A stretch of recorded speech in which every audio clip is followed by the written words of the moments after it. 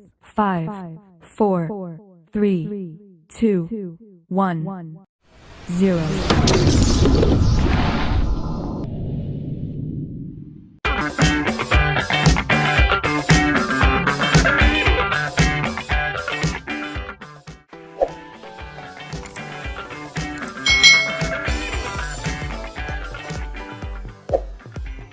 Hai, selamat datang di channel YouTube Kak Citra. Hari ini kita akan belajar bersama-sama untuk mata pelajaran tematik kelas 3, tema 1, subtema ketiga, pembelajaran yang kelima. Kita belajar di subtema 3 ini tentang pertumbuhan hewan. Yuk kita langsung ke materi pembelajarannya. Perhatikan gambar daur hidup katak berikut. Nah, di sini ada daur hidup katak. Katak itu awalnya berasal dari telur. Telur itu menetas menjadi berudu atau kita kenal dengan kecebong ya. Lalu berudu itu akan bertumbuh dewasa menjadi katak muda, dan katak muda akan terus bertumbuh menjadi katak dewasa. Katak dewasa yang betina akan bertelur lagi, lalu telurnya akan menetas menjadi berudu, berudunya akan bertumbuh menjadi katak muda, lalu katak muda akan menjadi katak dewasa. Jadi itu daur hidup katak yang selalu berulang-ulang. Selain kupu-kupu, katak juga memiliki 4 tahapan daur hidup, mulai dari telur, berudu, katak muda, sampai katak dewasa. Katak mengalami perubahan bentuk yang sangat berbeda. Daur hidup katak dimulai dari telur. Telur berubah menjadi berudu. Berudu berubah menjadi katak muda yang memiliki ekor. Katak muda berkembang menjadi katak dewasa. Hari ini kamu sudah belajar tentang pertumbuhan kupu-kupu.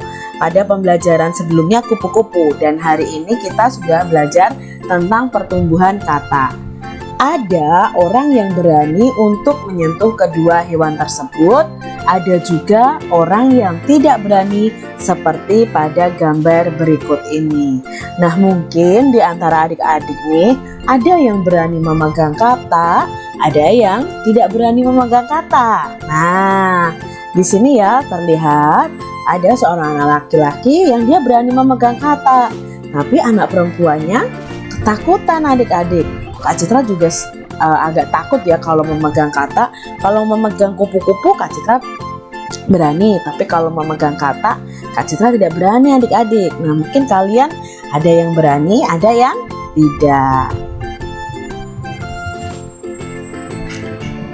Apa saranmu agar temanmu dapat saling menghargai akan perbedaan keberanian tadi?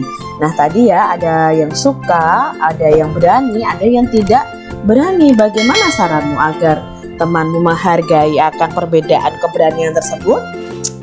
Ya, seharusnya kita tetap menghargai, mau teman kita berani atau tidak. Yang berani pun tidak boleh mengejek teman yang tidak berani. Nah, kalian dalam perbedaan keberanian juga tetap harus hidup rukun, tidak saling bertengkar, tidak seperti gambar tadi adik-adik menakut-nakuti anak yang tidak berani memegang katak. Apa saranmu untuk temanmu agar lebih berani untuk memegang hewan tersebut? Nah, mungkin kamu bisa memberi saran kepada temanmu, memberi masukan kepada temanmu ya. Gak apa-apa, aku pegangin deh hewannya, kamu pegang pelan-pelan, boleh seperti itu. Tapi kita juga tidak boleh memaksakan teman kita untuk harus memegang hewan itu dengan keberanian. Nah, adik-adik gak boleh memaksakan seperti itu. Kalau adik-adik memberi saran boleh, ayo pegang aja, gak apa-apa, nanti aku pegangin, gak akan aku lepas. Boleh adik-adik, tapi tidak boleh memaksa. Semua orang memiliki keberanian yang berbeda-beda. Kita harus menghargai perbedaan itu. Kita juga harus membantu teman agar bisa lebih berani.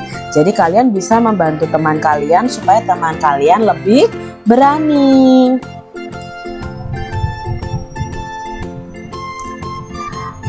Penyu juga berkembang biak dengan cara bertelur. Penyu termasuk hewan yang dilindungi. Salah satu cara melindunginya adalah dengan membuat penangkaran telur. Nah, di sini penyu tadi juga sama seperti katak yang berkembang biaknya dengan cara bertelur. Asal adik-adik tahu nih, penyu ini bisa bertelur puluhan sampai ratusan loh adik-adik dalam sekali dia bertelur, dan dia itu bertelurnya di daratan dan menyembunyikan telurnya itu dengan ditumpuk pasir-pasir adik-adik, jadi ditimbun dengan pasir-pasir. Nah, ini adalah hewan penyu yang berkembang biak dengan cara bertelur. Nah, sekarang karena penyu itu hampir punah, banyak yang mati. Nah, akhirnya penyu ini harus dilindungi. Salah satu hewan yang harus dilindungi. Nah, cara melindunginya dengan adanya penangkaran penyu. Sebuah penangkaran penyu memiliki 7 bak penyimpanan anak penyu. Setiap bak berisi 130 ekor anak penyu. Berapa banyak anak penyu semuanya? Nah, di sini kita bisa mencari banyak anak penyu itu dengan perkalian. Nah, kita bisa tuliskan 7 dikali 130. Karena setiap baknya itu berisi 130 ekor anak penyu. Nah, untuk mencarinya kita bisa menggunakan sifat pertukaran. 7 dikali 130 itu sama dengan 130 kali 7. Walaupun dibalik, nanti hasilnya akan tetap sama. Nah, kita tulis nih 130 dikali 7 adik-adik dengan cara bersusun. Pada pembelajaran sebelumnya kita sudah belajar tentang perkalian ini. Yuk kita langsung cari tahu hasil dari 130 dikali 7. Pertama yang kita kali adalah 0 kali 7. 0 kali 7 sama dengan 0 ya. Kita tulis di sini nih, di bawah sini. Nah, di sini ini untuk coret-coretannya adik-adik ya. Kalian bisa coret-coret di sampingnya ya untuk mengetahui hasilnya nanti. Lalu berikutnya adalah 3 dikali 7. 3 dikali 7 ada 3 dikali 7 itu ada 21. Nah, di sini adik-adik kita tidak bisa menulis langsung 21. Kita lihat dulu angka paling akhir, inilah yang kita tulis di sini ya. Kita tulis 1. Lalu angka 2-nya di mana, Kak? Angka 2-nya kita simpan di depannya. Nah, di atas angka depannya ini. Setelah itu baru kita kalikan. 1 dikali 7. 1 dikali 7 adalah 7. Lalu bagaimana dengan angka 2-nya, Kak? Nah, di sini adik-adik harus menambahkan. Jadi, tadi setelah 1 kali 7 akan ketahuan hasilnya. Lalu hasilnya ini, 7 ini kita tambahkan dengan 2. Kita tulis di sini nih, 7 ditambah 2 karena tadi menyimpan 2. Berarti 9, baru kita tulis 9. Hasilnya adalah 910. Kalimat jadinya atau kesimpulannya, jadi banyak anak penyu semuanya ada 910 ekor. Nah, kalian mulai belajar nih dengan cara menyimpan pada perkalian ya. Kita lihat contoh berikutnya. Di sebuah kebun binatang ada 4 kupu-kupu yang dilindungi. Masing-masing kupu bertelur sebanyak 132 butir. Berapa jumlah keseluruhan telur kupu-kupu? Nah, kita mencarinya dengan cara perkalian. Kita tulis dulu nih, 4 dikali 132. Lalu kita buat pertukarannya agar mudah dicari dalam bentuk bersusun. Berarti 132 dikali 4. Baru kita kalikan ya. Mana dulu yang dikalikan? Ya, 2 dikali 4. Berapa 2 dikali 4? 2 dikali 4 adalah 8. Selanjutnya kita cari 3 dikali 4. 3 dikali 4 adalah 12. Apakah langsung kita tulis 12 adik-adik? Tidak, kita tulis angka 2, lalu kita simpan 1. Ya, 1 di angka berikutnya diletakkan di atas. Nah, sekarang yang kita kalikan adalah 1 dikali 4. Berapa 1 dikali 4? Ya, 1 dikali 4, 4. Lalu jangan lupa kita masih menyimpan 1, berarti hasilnya 4 ditambah 1 sama dengan 5. Nah, di sini kita tulis 5. Jadi, jumlah keseluruhan telur kupu-kupu ada 528 butir. Begitu adik-adik. Kak Citra punya contoh lagi.